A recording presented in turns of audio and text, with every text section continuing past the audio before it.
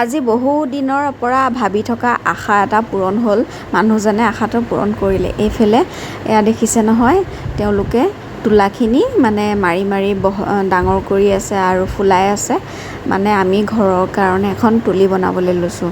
যিহেতু আমাৰ শোৱা বিচনাখনৰ তুলিখন সৰু আৰু মানে বিচনাখনৰ জোখৰ তুলি নহয়, আগৰ তুলি আছিলে আৰু সেইকাৰণে মানে তুলি এখনৰ প্ৰয়োজন হৈ আছিলে। আৰু আজি মানুহ আহিল, গতিকে এয়া মানুহজনৰ আৰু মোৰ মনত ফূৰ্তি বহুত। মানে তুলিখন যিহেতু এতিয়া অকণমান ডাঙৰ হ'ব আৰু বহল হ'ব।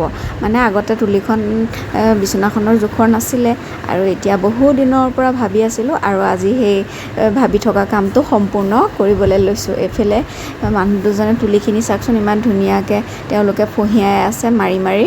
মানে ইয়াত 20 কেজি তোলা আছে আৰু 20 কেজিতে এখন ধুনীয়াকৈ তুলি হৈ যাব আৰু বিচনাৰ কাৰণে। আৰু আজি ভিডিঅ'টো ইমানেই আছিলে।